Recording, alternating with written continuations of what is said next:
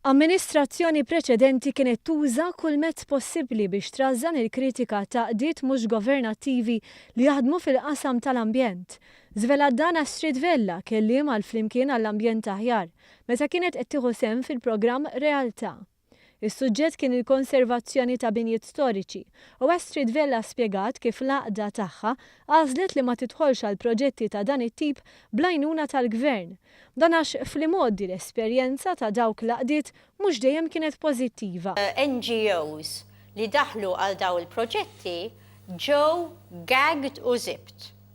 U ġew, jiena qed ngħid fil-passat. Xiġifieri gagged u zibt? Gagged u zibt. Ġew meddin li jekk jikkritikaw il-gvern jirtira il-proprjetajiet tagħhom għax dawn ikunu leases mhux fidejhom. Każ speċifiku li semmit Vella imur lura l-2006 meta George Policino kien Ministru tal-Ambjent. Dak iż-żmien fil-pajjiż kien hawn kritika qawwija minħabba l-estensjoni taż-żoni ta' żvilupp. Fil-2006 naf każ speċifiku ħafna u jekk inti tara l-NGOs li huma l-iktar voċiferi li jitkellmu. Tissemmi disa' snin ilhom m'hawnx hekk.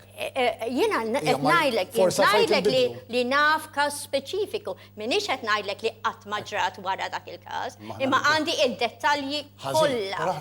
Fil-waqt li għamliet ċara li kienet qed titkellem fuq każi tal-passat, Astrid Vella meskluditx li din it-tattika seta' kellha effett fuq il-ħidma tal-NGOs. Jekk tara l-NGOs li fil-passat kienu jitkellmu ħafna u llum waqgħu fis-silenzju, tara min ingħata postijiet tal-gvern.